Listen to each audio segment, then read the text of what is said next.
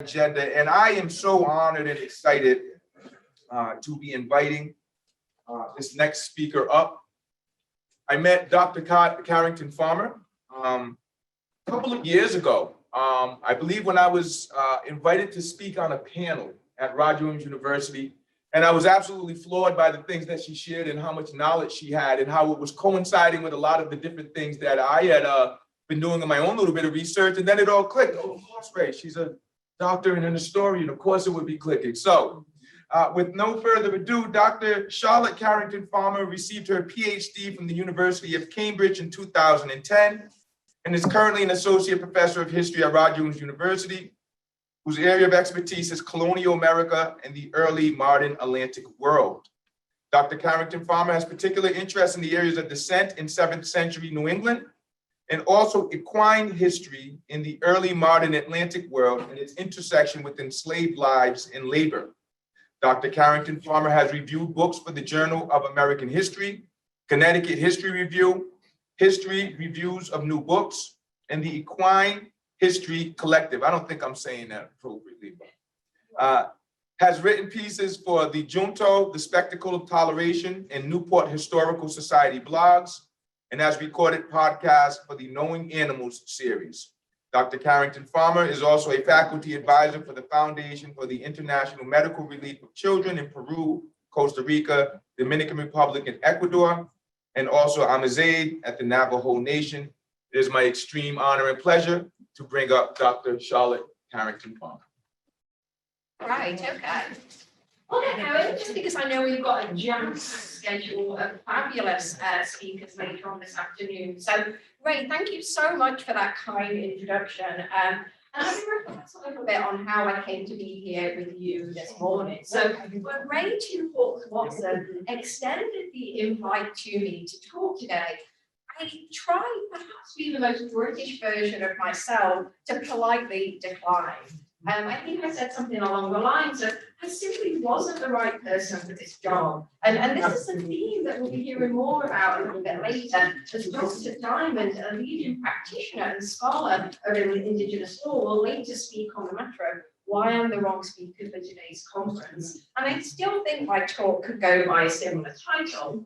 But as you'll see on the screen then, the title of my talk today is Rethinking 1621, Historians and Ethics of Centering Indigenous Voices. And essentially, then I've got around an hour to be with you, and I'm going to try and make it a little bit interactive. I think if someone just lectures for an hour, I know I would fall asleep. So I'm going to try to at least make it as informative and interactive as I possibly can. So my talk's going to have two elements today. Firstly, I'll be reflecting on the story of the treaty that was made 400 years ago between the Pokanoket peoples and the settler colonists in 1621. And to do that, I think it's worth reading a good chunk of one of the main primary sources historians use. So we're going to do a little bit of a reading activity. And then secondly, as the subtitle of my talk suggests, I'm going to address a little bit what I think about what the role historians like myself have to play in decolonizing efforts as they write this particular 17th century history. So I want to start then with the primary source. And we're going to turn to the 1621 primary source. And I think it's always worth reading the original document if it's possible. Because whenever we read a transcript, we have to contend with individual editors' decisions. So let me just pause that with me 1 second. I'm just double checking, is my screen share working?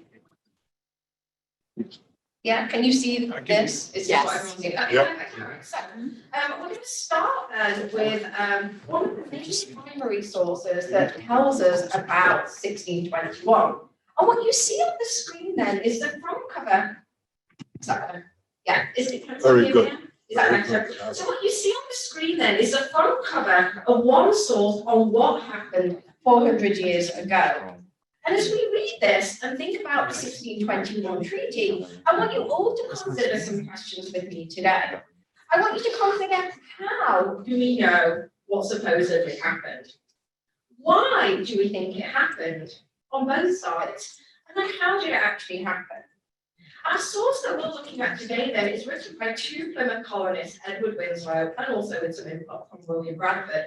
But it's known amongst historians as false relation on account of an inscription that we'll see as we go through the source. So what you can see on the front then is, what you see on the screen is the front cover of this, and the title of this primary source. And I'm going to read to you. They're having difficulties with the audio. Oh, you are? Okay, sorry. We're tending to it now, y'all. Here, could you just give a quick, Can I just wait and wait for you probably to go? I'm gonna have to, Is that sounding any better? Yeah, the audio is really high. You can't really hear either. All right, do you want me to just keep talking so you can Yes. hear if my voice is? yes. It's great to be Are here you today. muted on here? And you know why this is happening? My students call this Carrington. So we made a name Carrington. And the curse particularly affects technology and travel. So it's absolutely inevitable that we have some type of Sounds better technology live. issue today Someone's saying with me sounds better. speaking. So I take full responsibility for what's going on. Just keep working through it, Sean. We'll get that. Yeah, just so is the audio working? I'm just keeping an eye on it. I see that we can hear ambient noise in the room much better than her mic feed. Okay, so are you going to monitor the chat and just see Yes. what's cracking off? Yep. Okay. Yep. All right, so I'll carry on then. So what you see on the screen then is a 17th century source that we're going to be using today. So this source, as I said to you, is known as morphylation. And I'm just checking, can people in the room hear me okay? I'm hard of hearing. I wear hearing aids, so I'm always sensitive if people can't hear me. So can everyone in the room hear me okay? I'm hearing thumbs up. All right, so what you see on the screen then is the title source of a relation or the journal of the beginning and proceedings of the English plantation settled at Plymouth in New England by certain English adventurers, both merchants and others. So we're looking at the front cover.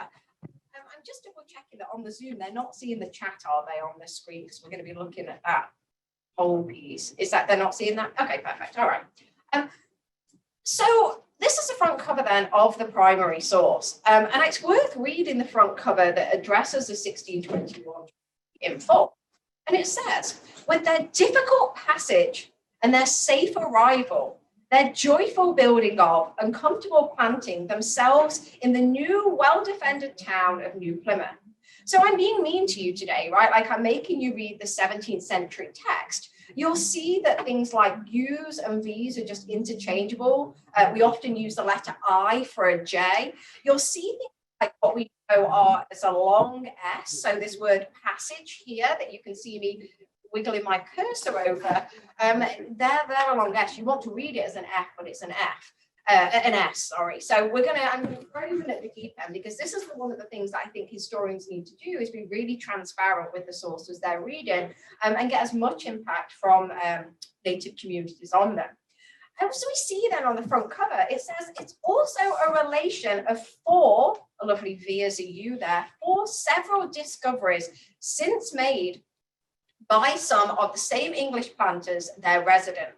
So number one then, and this is going to be the one that we focus in on today then, it says, in a journey to, and again, look at this U as a V, right? Like you want to read that as Pokanoket, right? But they're saying Pokanoket, they're using a U instead of a V instead of a U, but they want it to sound like an O sound.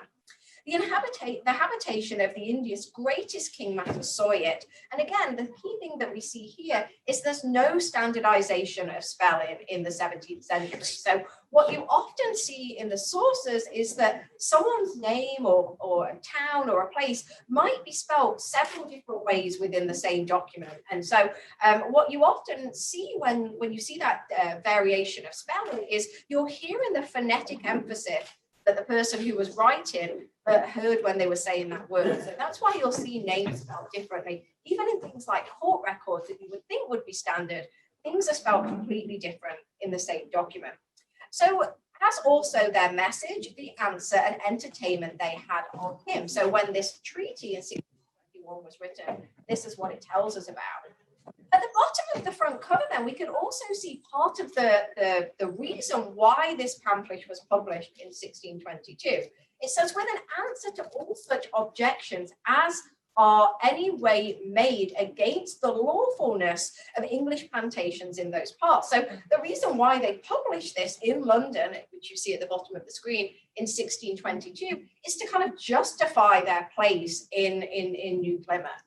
So this is one of the main primary sources that historians like myself use to get to the heart of what happened in 1621. So very much like published pamphlets in the 17th century, Mort's relation is very typical in the way that it's set up. It starts off with a dedication, which we're not going to read, and it has a piece to the reader, and this is widely available on early English books online. So if anyone wants to read the whole thing, I will happily send that link to you. Just shoot me an email. So you can see then the reason why that this is written is very clear as we're going through. But I want to pick up our story a few pages in at that moment in 1621. And you can see that as I'm scrolling through to get to the bit that I want to, it's basically set up like a journal entry, right? Like it's telling the story of day by day what happened as the settler colonists in Plymouth built their colony. And so we want to skip all the way through, bear with me as I scroll down. To this moment. So we're talking here then, and I toyed with whether it was worth actually reading this kind of word by word with you or just paraphrasing. And thinking about the title of my talk, The Ethics of Being a Historian, I think it's worth reading a couple of pages with you so I can hopefully get your read on what actually happened in this historical moment. So we're going to pick up our story and do read along with me. I'll test your paleography skills, which is the art of reading old handwriting as we go along. So here we are then. And I'm starting here, and signified. And signified unto us that their great Sagamore, Massasoit, was hard by, was heard by. And what's really interesting, actually, as this source, we see other Indigenous peoples are brought to the forefront, right? This story is not just about the Massasoit Osanequin. So we also see then his brother and all their men. They could not well express in English what they would. But after an hour, the king came to the top of the hill over against us. We've got a lovely view there. And had in his train 60 men that we could well behold them. And they us. We were not willing to send our governor to them, and they were unwilling to come to us. So Squanton went again unto them, who brought word that we should send one to parley with him, which we did, which was Edward Winslow, to know his mind and to signify the mind and will of our governor, which was to have trading and peace with him. We sent to the king a pair of knives, and again, you often see a Y as an I, so pair spelled Payre, a pair of knives and a copper chain with a jewel at it. And to Queen Aquina, this is the brother, we sent a pour of strong water, a good quantity of biscuit, and some butter, which were all willingly accepted. Our messenger made a speech unto him, that King James saluted him with words of love and peace, and did accept him as his. I'm trying to move this down as I'm reading with the mind. Just bear with me. That King James, I'm picking up here. Sorry. That King James saluted him with words of love and peace, and did accept him as his friend and ally, and that our governor desired to see him and to truck with him, and to confirm a peace with him as to his next neighbor. He liked well of the speech and heard it attentively, and this part specifically does say attentively, throughout the interpreters. Throughout the interpreters did not well express it. So think about this, right? Like when we're thinking about this treaty, we've got interpreters doing the work. I wonder what was lost in translation. And if Winslow is saying in this piece that stuff is lost in translation, I do wonder what was. And the interpreter did not well express it.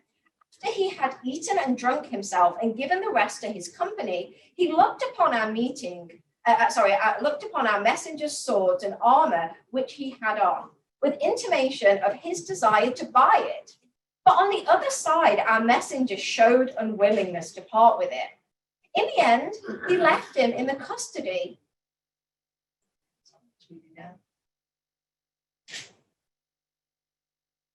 of his brother, Quina, his brother, and came over the brook, and some 20 men followed him, leaving all their bows and arrows behind them. We kept 6 or 7 as hostages for our messengers. So again, think about this moment. Captain Standish and Master Williamson met the king at the brook with half a dozen muskets. They saluted him and he took them. So no one going over, the one on one side, the other on the other, conducted him to a house and then in building where we placed a green rug and 3 or 4 cushions. Then instantly came over our governor, so go to the top of the page, our governor with drum and trumpet. After him and a few muskets. And salutations, our governor, kissing his hand. The king kissed him. And look at these S's. It almost looks like L's, right? Like it looked like the word killing, not kissing. Kissing his hand, the king kissed him. And so they sat down. The governor called for some strong water and drank to him. And he drank a great deal that made him sweat all the while after. He called for a little fresh meat, which the king did willingly eat, and did his followers. Then they treated of peace, which was. So this is where we wanted to get to. I wanted to give you this background before this. So we can see then on the screen, there are 6 key points to the treaty that are drawn out here. He said,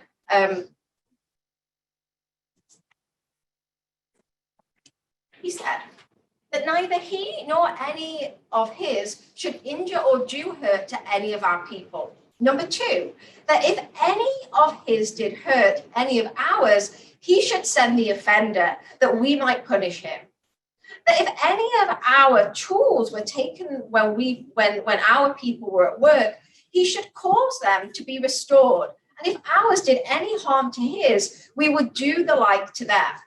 If any did unjustly war against him, we would aid him. Look at that 17th century spelling of aid, A-Y-D-E, him. And if any did war against us, he should aid us. He should send to his neighbor confederates to certify them of this, that they might not wrong us, but might be likewise comprised in the conditions of peace. That when the men came to us, they would leave their bows and arrows behind them, as we should do peace when we came to them. Just another minute of reading. I think it's worth reading all of this. Lastly, that King James would esteem of him as his friend and ally, all of which the king seemed to like well.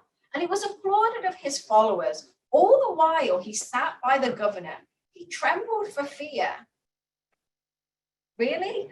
In his person, he is a very lusty man in his best years, an able-bodied, grave of countenance and sparse of speech. In his attire, little or nothing differing from the rest of his followers, only a great chain of white bone beads about his neck. And at it, behind his neck, hangs a little bag of tobacco, which he drank and gave us to drink. His face was painted with a sad red like many, and oiled both head and face, that he looked greasily. All of his followers likewise were in their faces, in part or whole painted, some black, some red, some yellow, some white, some with crosses and others antique works. Some had skins on, some naked, all strong, tall, all men in appearance. So after all was done, the governor conducted him to the brook, and there they embraced each other, and he departed. We diligently keeping our hostages. So this is the moment then, and I'll come back to have a look at some more of this later, but this is the moment that we're thinking about today, 400 years on. So, bear with me 1 second.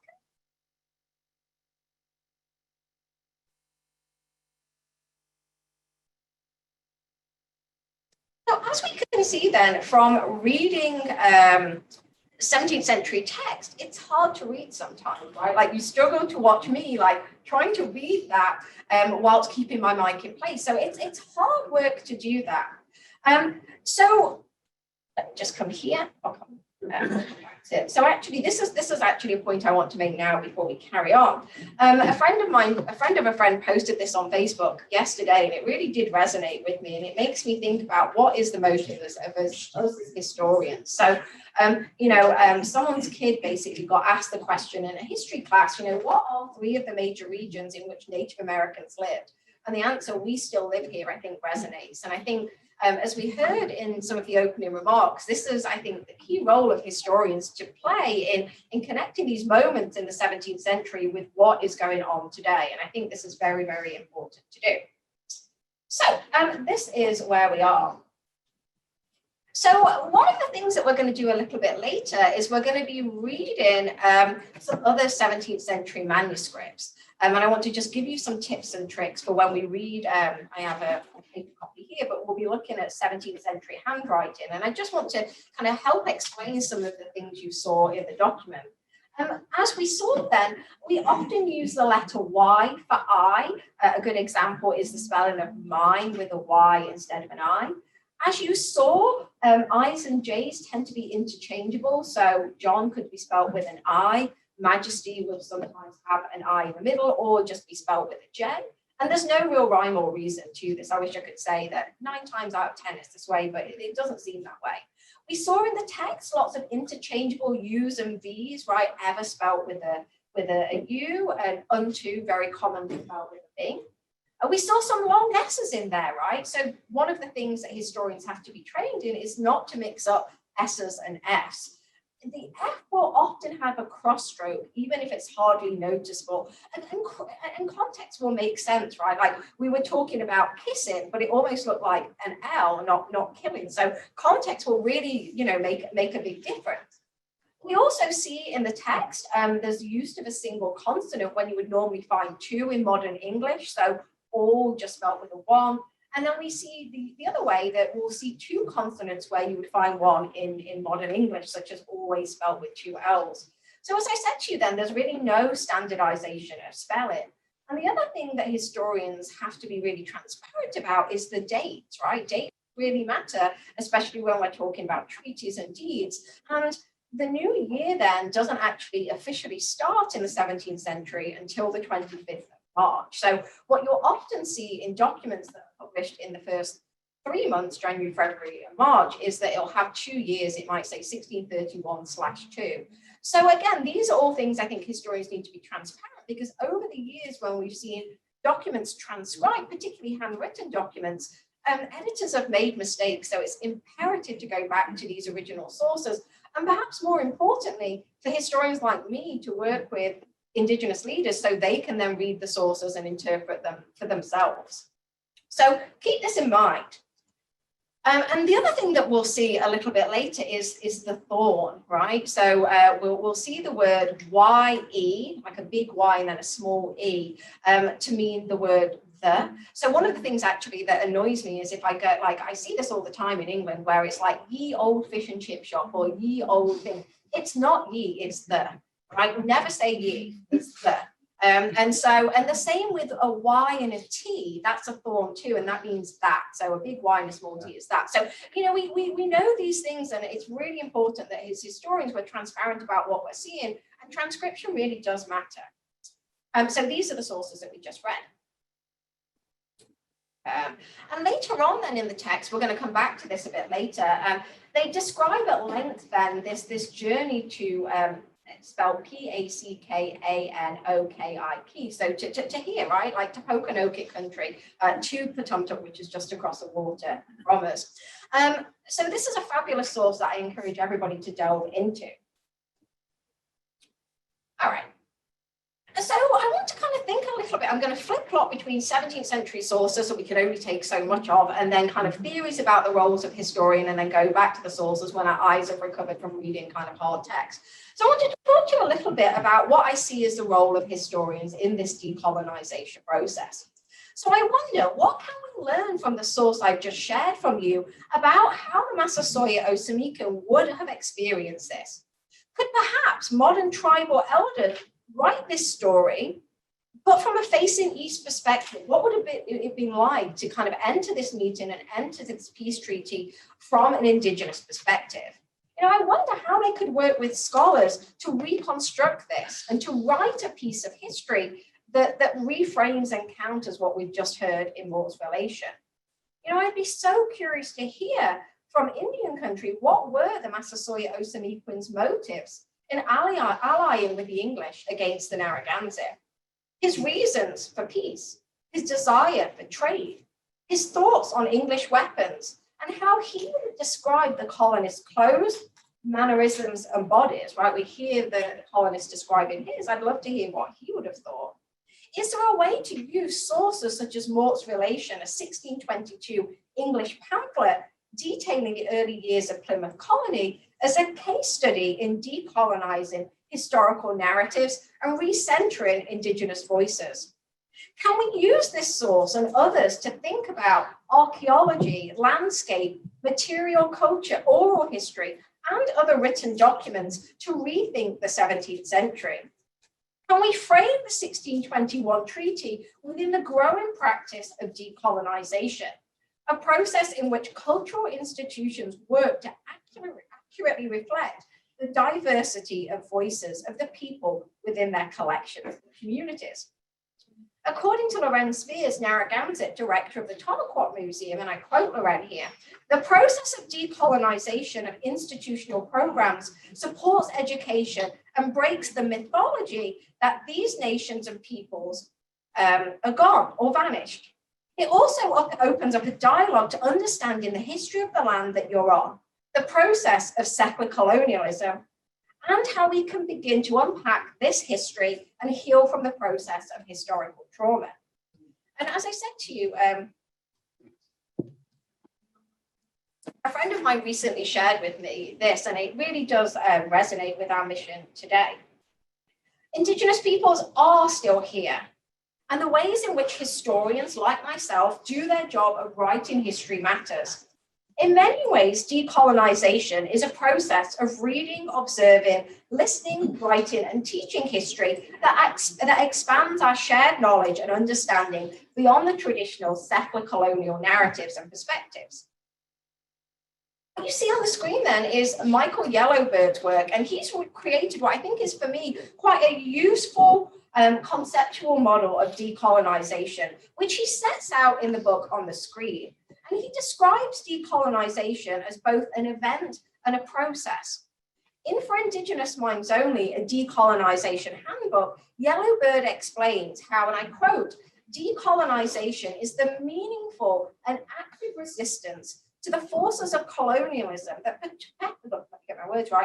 perpetuate the subjugation and or exploitation of Indigenous minds, bodies, and lands. Decolonization is engaged for the ultimate purpose of overturning the colonial structure and realizing Indigenous liberation. But as Eve Tuck and Kay Wayne Yang made clear, decolonization is not a metaphor. Decolonization brings about the repatriation of Indigenous land and life. It's not a metaphor for all the other things that I've just described to you. Of course, we want to improve and decolonize our school. It's great that we're claiming that we want to do that. That, things like I say to my students, like I want to decolonize my student thinking. But I think we've got to be careful as historians and educators not to simply turn decolonization into a metaphor. So as important as those goals may be, social justice, critical methodologies, and approaches to decentering settler perspective have objectives that might not actually fully add up to social justice decolonization. So I think this raises the question of why I'm here today as a historian to talk to you. I wonder, what can historians bring to the table? Professional historians have been keeping abreast of how to write history and how history fits into broader historiographical frameworks. Right now, I'm teaching a class called Historiography, Methods of History. It's more exciting than it sounds. And basically throughout the semester, we look at different approaches to writing history: social history, military history, ethno-history, intellectual history. And when we get to the heart of today's conference theme, it's clear to me that historians have long theorized about Indigenous relations with settler colonists. Writing about Indigenous peoples became more mainstream as the social, cultural, bottom-up historiographical revolution shook the Academy of Historians in the 1960s. The first Indigenous history academic position to be advertised by the American Historical Association newsletter came about in February 1969, and the post was advertised as Colonial America and/or American Indian History at the University of Wisconsin at Stevens Point.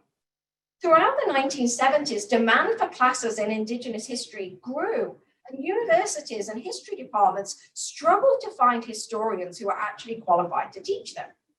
Simultaneous to the rise in history classes, the field also saw the rise in interdisciplinary Native American studies programs, with some starting in the late 1960s and growing in the 1970s.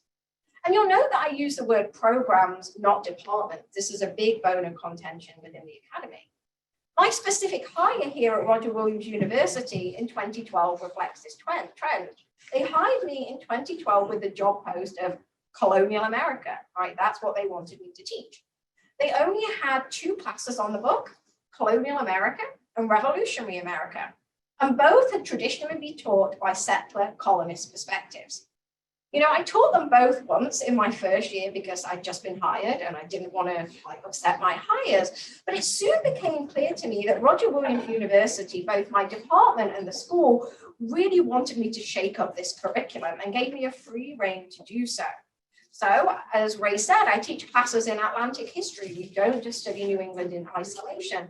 We understand the connection and teach that history as it's connected to Africa and the West Indies, how it pivots on the trade in enslaved people, both Black and Indigenous. Also, I had the chance to develop a class which I called Facing East from Indian Country, a native history of early America. But the question is should I teach it as a non-native scholar? You know, I go back and forth on this, right? I say, if I don't teach it, who's going to teach it? We have a bunch of double majors in my class, history and education, and it's always in the back of my mind that I'm training future educators on how they will go on to teach this in the elementary schools and the high schools. And I think the other ethical piece to consider today is that my students have to think about how they engage with a whole range of Indigenous partners. And I think one of the things I always try to do is not shy away from the complexity of indigeneity in the modern period, right? To expose them to the conflicts between federally recognized tribes and non-federally recognized tribes, and really to kind of center these pertinent issues. One of the things that Roger Williams University has been thinking about doing is offering a minor or a core concentration in Native studies. And we've really grappled with the ethics of that, right? You know, right now we have enough classes in theory to flesh this out, but we don't have Indigenous peoples to lead the program. Should we go ahead and launch it? Probably not, right? Because the ethics just don't add up. But if we don't launch the program, how many students have we not educated in these pertinent matters? Again, the flip side of the flip side, but how can a university that seeks to decolonize launch this program without Indigenous peoples at the forefront? It's clear to me then that writing and teaching Indigenous history are political acts. Thousands of books and essays have been written about Indigenous people and Indigenous white relations. So there's clearly a great interest amongst both academics and the wider public in historic Native peoples. And so I want to think about some of the historiographical framework that historians have put together to understand settler-colonist relations and Indigenous relations in the 17th century. So Karen Ordell-Kopperman has written a couple of books that theorizes at meeting points like the one in 1621. She published Settling with the Indians, the meeting of English and Indian cultures, focusing on the period between 1580 and 1640s, and Indians and English facing off in early America. So essentially then, she talks about how encounters were not simply a matter of a stronger, more complex culture acting upon a weaker one. On the contrary, Kupperman suggests that the otherwise self-confident English became somewhat more tentative in approaching Indigenous peoples to obtain stories and other information that they needed for continual colonial settlements. Other historians, such as Richard White, have published books not about New England, but this theory of the middle ground. And Richard White's book that focuses particularly on the Great Lakes region, he describes the middle ground as both a place geographically and metaphorically where the interactions and misunderstandings between settler colonists and Indigenous peoples influenced each other. Okay, so again, is this what was happening? Was it a middle ground at Plymouth in 1621? Or was it more, as Francis Jenin theorizes, which is the invasion of America, right? Which Indians, colonialism, and the cantos of conquest. So which of these narratives hold true in 1621? Or do none of these theoretical frameworks with it work for us, as we've just read? Source. Different approach that kind of guides some of the work that I think we should try to do is trying to frame Indigenous encounters with settler colonists. So historian Dan Richter coined the phrase "facing east from Indian country." According to Richter, traditional histories of America always face west. And by that, I mean they start in Europe, follow the colonists from Europe westward across the Atlantic Ocean to America. You know, for the sake of our story in Plymouth, it starts in England with a joint to Leiden and then follows the Pilgrims on the deck of the Mayflower as they move west across the Atlantic. And the story, as we move into the 18th and 19th century, keeps its westward focus as we explore and settle and civilize the West and form permanent settlements, slowly but surely moving further west until we hit the Pacific. However, could this new narrative of early American history try to face east, and in this case, try to sit on the shoulders of Pokanoket peoples who lived along these shores in 1620? And I want you to try to keep this framework in mind as you resonate with what I shared with you with that 1621 treaty. What would that look like from a facing east perspective? As I suggested to you, though, doing history from this perspective raises ethical questions. Who should talk about Indigenous history? How should they approach the subject? How should they write and talk about it? Who should actually then go on to write and talk about it? All the scholars I just described to you, Dan Richter, Karen Kupperman, Richard White, even the right people for the job. These questions are really complicated, and I don't think we'll honestly ever have a consensus when we begin to try to answer them. So I want to pose a question to you that comes from the author, one of the authors of this book, Devon Mihisua, who's Choctaw, raised when he was writing a piece on countering colonization in this book, Indigenizing the Academy. He writes, given the interest in Indigenous history, he notes there's a great deal of difference between historians who are concerned with present-day realities Indigenous peoples face, and historians, both native and non-native, who pursue their armchair interests while vehemently supporting academic freedom and claiming to be inclusive in their writing, yet simultaneously appearing to have no concern for the people they write about. And I think this is something actually that we'll hear more about when we think about the activism work that Dr. Bangs has done in this particular area, right? I think he embodies a lot of this ethical work that I'm trying to get to. And I think this point is particularly pertinent when we think about scholars who write about Pokanoket peoples. While curiosity about Indigenous people is not a problem in itself, it arguably becomes a moral problem when scholars write colonialist history about Indigenous people for distribution only amongst themselves within the academy and only for their benefit. This is not a new concern. In 1991, Standing Rock Sioux Vine DeLaura Jr. stated, and I quote, "We need to eliminate useless or repetitive research and focus on actual community needs. It's both unethical and wasteful to plow familiar continuing." And I ask this question, right? Like, I read so much 17th century history. How many words of history actually analyze the perpetrators of colonialism in an attempt to ascertain how we actually arrived at this point. A point where perhaps racism, disease, poverty, access issues all plague parts of Indian country around the modern US. You know, how many historians have actually tried to find solutions for these problems? I'm thinking specifically about 1621, how many historians have talked about the implications of their research on ongoing legal disputes about the land of the Congo? The guiding questions, perhaps for historians who study the past and write these history, truly with tribes' current and future benefits in mind. So how can historians write history that are useful tools for decolonization?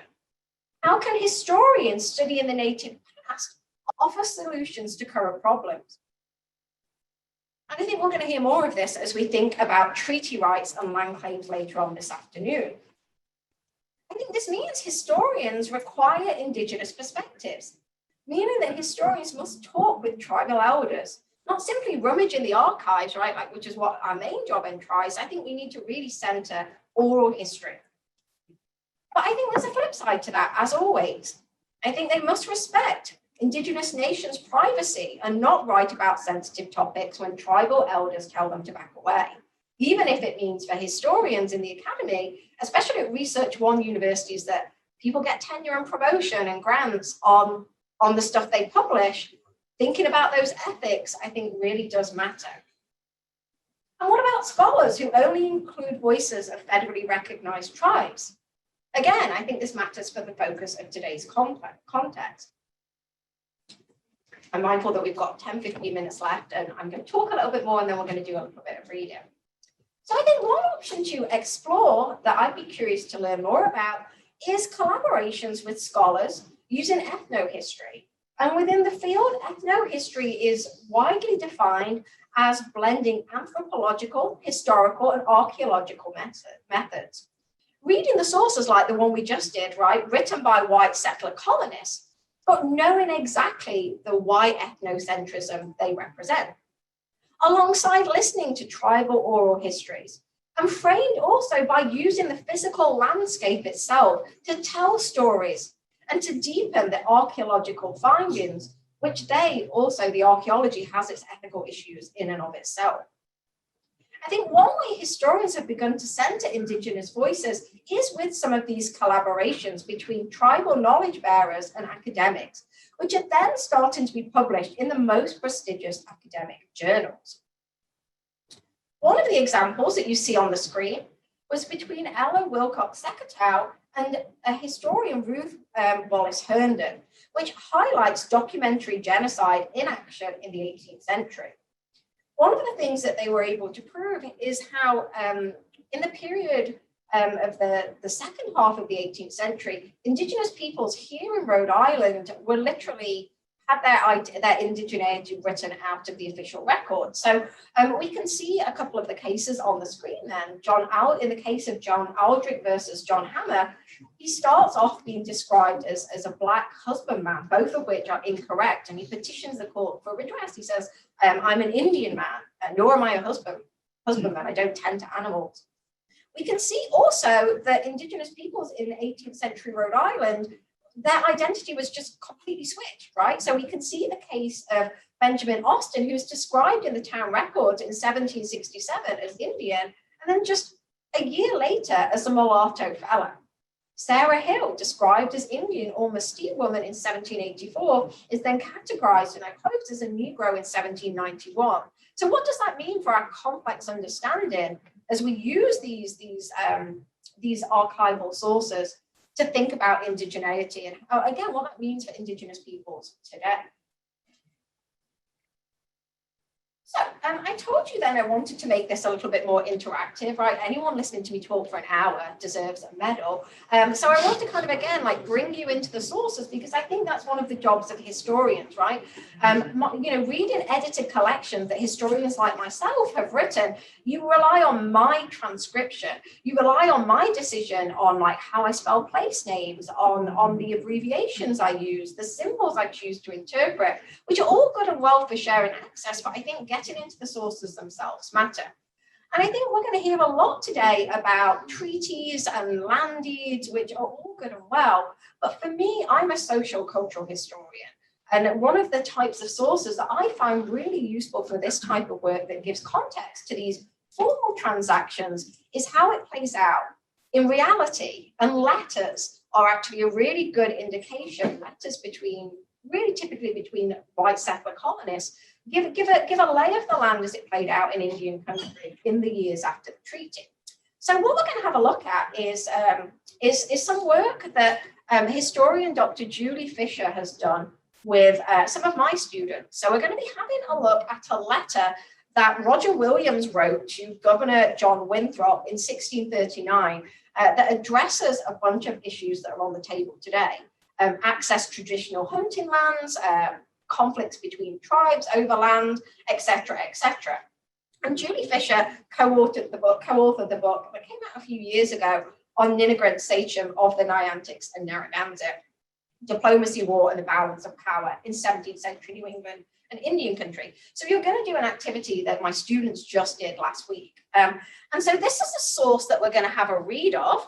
So I have a high-res scan that I'm going to share with you, and I'm literally going to stop talking for a couple of minutes, and I'm going to see what you can read, okay? So remember what I said, lots of abbreviations, Y's and T's for that, Y and E for the, no standardization of spelling, okay? Use of these interchangeable. So let me pull up the high-res thing, and I'll stop talking for just a minute, and I'll let you have a read of this. This is as clear as it. So we're going to start here, and I'll give you the first letter. That's an S. So we're going to have just a minute of having this, and I have, for those who perhaps in the room can't see, I have one printed out paper copy that I'll happily share with anyone who wants to test their paleography. So we'll have just a couple of minutes reading down to this, and if you can just try to read down to the bottom here. The last word I'll give you is to. Did you want to have a look at the paper copy? Yeah, I think so. Ignore this bit, we're starting here. I only have one paper copy, I'm sorry, yeah. And then I'll read this with you, I promise. I'll put you out your misery. If there are letters you can't get, then just leave them. All right, my clock says 12:08 and this session finishes at 12:15 and we will definitely finish on time. So we'll start at the top then. Did anyone, so our letter actually starts here. Any guesses in the room? Yeah. I told you this was an S. What's going on here? It's an R, so sir. So one of the other things is you see a lot of abbreviations and flourishes. So he's addressing, this is Winthrop writing to, this is with Roger Williams writing to John Winthrop. So he says, sir. And what's this letter? You want to think it's a J or something like that, don't you, right? Or an F? It's not, it's an I. So you often see these flourishy I's at the start. So he says, in my last, here's that I again, right? I gave intimation. So this is one of the weird words, you're like, what is that? Of another answer. So answer is like, he's got these E's that this is a key sign when you're reading a Roger Williams document, like he does these big capital E's in the middle of the word. This is a fun one. Did anyone get this word? It's just like the first word. It's a shorthand, which. So we've got a W with a flourish, a C, and then a H. So in my last, I gave intimation of another answer, which from the sachems, look at that weird H, is this. So he's writing to Winthrop about what the sachems have said to him. First, look at this nice thorn. No one wrote that as a YT, that, right? First, that although they, look at that weird E, sorry, I nearly said that wrong, remember. So one of the things is that like, he sometimes puts random spaces and you think it's two words, but it's one word. Like, so remember, not any agreements that YT have passed about, no one's saying ye, are they? They're saying the, about the natives. And then this is a word, when I first read this document, it took me ages to figure out what this word was. Does anyone want to guess? Silence in the room. I will read the room, the only room I can see, and tell you it's yielding. Look, what, Roger, why are you doing this to us? So Y-E-A, and then there's the L, and what throws you on this letter is the D. Like Roger likes to just put a random D like that. So yielding up their hunting places. So he's writing about what the sachems are saying, like they've got no recollection of yielding up their hunting places. Advantages, and then you see this flourish up here. This is just a shorthand that they decided to put up there. And within prescribed, look at this prescribed, P-R-E-S-C-R-I, then the B, and then the big E, and then the D, that prescribed limits, and yet. So again, like sometimes he spells yet out in full. Because satisfaction agreements may have been unknown to them. So you're saying like maybe they didn't know about all these agreements between your, so Y-O and then a shorthand R and E, between yourselves and the natives about you. They have sent for this man, and let me spell the name. And so one of the things you read in the letters is that, you know, we hear about Canonicus, Miantinomu, we hear about Osamiku Massasoit, like what are the other native players? And Julie Fisher, who I just mentioned, is doing a piece of work tracking through Roger's letters, counting and trying to figure out all these other native people. So I'm excited to hear that study come out. So let me tell you how Roger spells this. He spells it W-U-T-T-A-T-T. And then historians are like, are these A's or U's? And we think they're A's, and a G, and then a U with an emphasis across the top, an E, a G, an I, and an N. And then he puts this bit in, he says, you know, who keeps most at Massachusetts? And then again, we hear other native names, right? So he spells this C-U-T-S-H-A-M-O-Q-U-E-N, and then an E on the end. Some people think that's an S, it's an E. And hath not been this 3 years with them. This man, again, we see this, is he spelled it the same way? He doesn't have the accent over the U here, right? Have promised to satisfy in wampum, beaver, and venison, what comes to it. So we see then a whole bunch of things going on in this letter, right? Roger writing to Winthrop to tell him about this dispute about access to hunting places, suggesting that people aren't remembering some of the agreements that they had. And the letter goes on, and it talks about, like, you know, they've laid their traps, that he intends to daily check them. But, you know, he says it's just not laid out as to what's going on. And the reason why this particular letter crossed my path was, as Ray said, one of my interests is in equine history, which is the history of horses. And I'm interested in the role horses played in Rhode Island and the wider New England area in the 17th and 18th century, and how they're connected to the trading and enslaved peoples who were sent to the sugar colonies. So I was interested in this letter because it mentions horses. So he says here a little bit later on that because of the traps, he saw the English men lose 3 horses out of the traps and rode away upon 2 of them. The third, underlined, the third only was lame. So for me, this was what my interest in, but today's pieces, it's all about, you know, hearing Indigenous voices in this. And then I've got 1 more minute, so I'm just going to go over this piece. He says, your worshipful's most unworthiest, Roger Williams. So my concluding marks then in the final minute.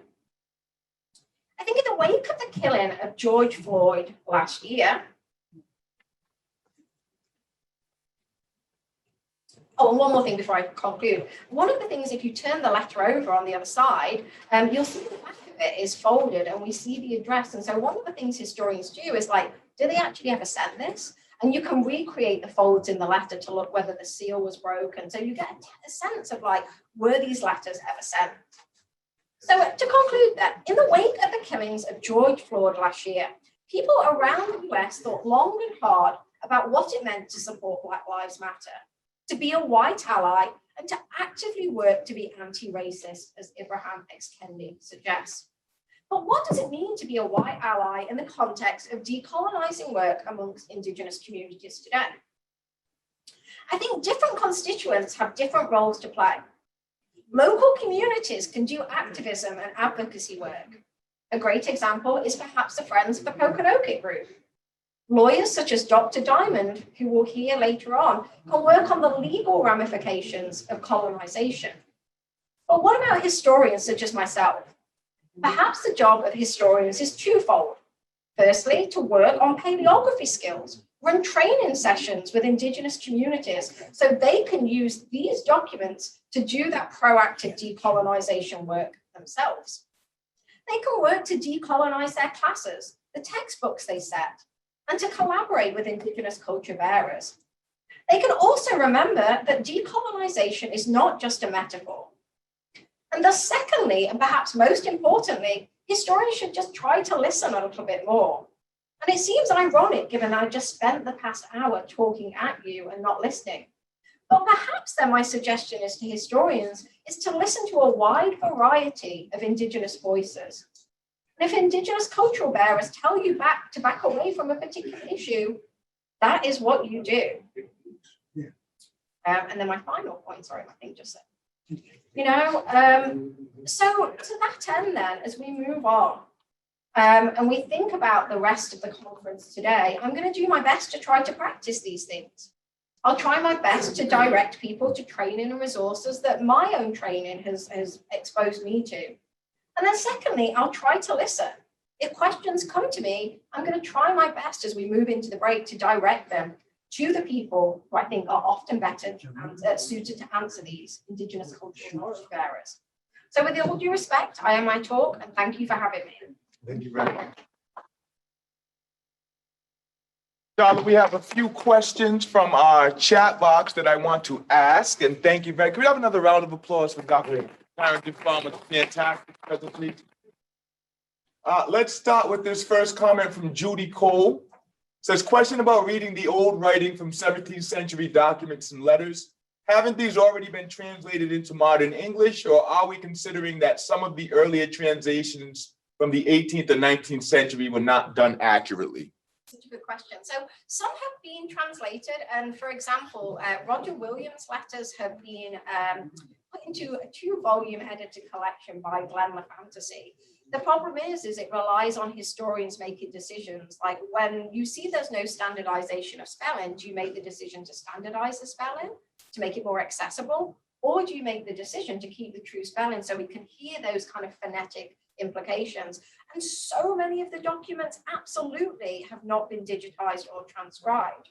I'm working on this project on the 18th century and the connection between horses and shipments to Antigua. And I was in Newport Historical Society last summer going through a massive box that was literally labeled land deeds. And I was looking at land deeds for a plantation in Antigua that William Redford, who's based in Newport, owns. And I was looking at the plantation deeds for Antigua, and I was just flipping through piles of deeds. And then all of a sudden I went from like late 18th century to like mid 17th century. And there were land deeds pertaining to like Potomac, right? Later in the 17th century. There were land deeds that Roger Williams had been signing in there that had pertained to the land that is now Warwick. So I think some of it has been transcribed, and that's all well and good, but there's so much in the archive that is both exciting and terrifying that just hasn't been touched. And then the other thing is some of the earlier transcriptions, particularly in the 18th and into the 19th century, just omit things, right? Like it's a well-known thing within historian circles that you just don't read those records true because like family names who are involved in things that they didn't want the family name in have just been wiped from the records. And so, I mean, you see it both ways, right? Like edited collections are great. And like when they're done really well, like the transcription work that Dr. Bangs has done, it's good. But it's always best to see that original document. You can see from the penmanship, right? Like if someone's angry, what have they written in the margin? If the letter itself has been opened. So I see it both ways is the honest answer. Very good. Thank you. A couple of more.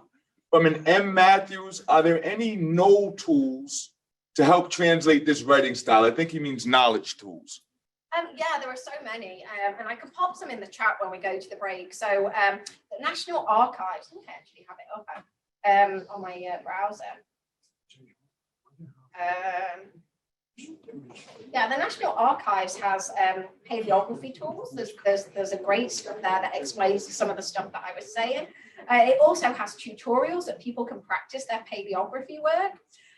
There are also things like, this is what I give my students for like reading the 17th century alphabet. So there are like resources out there. And again, I take my job as a historian seriously to not let you think I'm super smart and clever. I've just spent years doing this and I have these resources. So I think a big piece of the role for historians is demystifying this research process and sharing these original documents, not just our own transcriptions. So there are a bunch of resources and I'll happily pop the ones I know of in the chat, or people are more than welcome to reach out to me via email. Sure.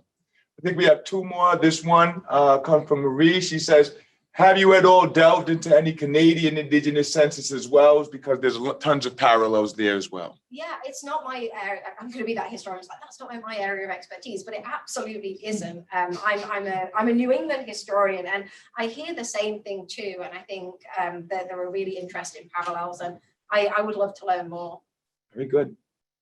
That is the end of our remarks, and I do have another round of applause for Dr. Carrington Farmer, please.